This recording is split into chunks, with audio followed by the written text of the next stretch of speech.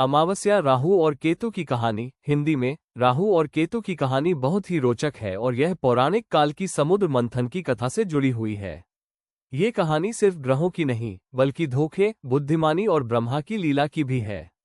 Open book समुद्र मंथन की कथा से शुरुआत। देवताओं और असुरों ने अमृत पाने के लिए समुद्र मंथन किया।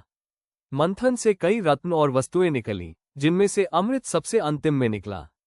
अमृत को पीने से कोई भी अमर हो सकता था, इसलिए देवता और असुर दोनों अमृत पाने को आतुर हो गए।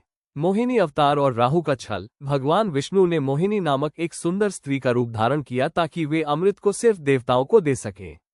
मोहिनी ने असुरों को मंत्रमुग्ध कर दिया और उन्हें अमृत से दूर रखा। लेकिन एक चतुर असुर जिसका नाम स्वरभानु था, देवताओं के वेश में आकर चुपचाप देवताओं की पंक्ति में बैठ गया। जैसे ही उसे अमृत की कुछ बूंदें मिली, सूर्य और चंद्र देवताओं ने उसे पहचान लिया और मोहिनी, विष्णु को बता दिया। विष्णु का सुदर्शन चक्र और 2 भाग। जैसे ही मोहिनी को पता चला, भगवान विष्णु ने तुरंत अपना सुदर्शन चक्र चलाया और स्वरभानु का सिर काट दिया। उसका सिर अमृत पी चुका था, इसलिए वो मर नहीं पाया और उसे राहु नाम दिया गया। उसका धड़ भी अमर हो गया और उसे केतु नाम दिया गया। इन दोनों को बाद में नवग्रहों में शामिल किया गया। अर्धचंद्र राहु केतु का प्रभाव और महत्व। राहु और केतु को छाया ग्रह कहा जाता है। ये भौतिक रूप से मौजूद नहीं है, लेकिन इनका ज्योतिष में गहरा प्रभाव है। राहु सिर का प्रतीक है, माया, भौतिकता, छल और महत्वाकांक्षा। केतु धड़ का प्रतीक है, मोक्ष, विरक्ति, आत्मा और अध्यात्म।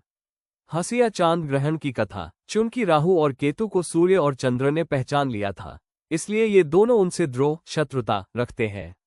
यही कारण है कि जब राहु या केतु सूर्य या चंद्र के पास आते हैं, तो सूर्य ग्रहण या चंद्र ग्रहण होता है। यह उनकी प्रतिशोध की प्रक्रिया मानी जाती है। एंड निष्कर्ष। राहु और केतु सिर्फ ग्रह नहीं, बल्कि हमारे कर्मों, भ्रम और आध्यात्मिक सफर के प्रतीक है। ये हमारी जीवन यात्रा में माया और मोक्ष के बीच संतुलन बनाने की सीख देते हैं।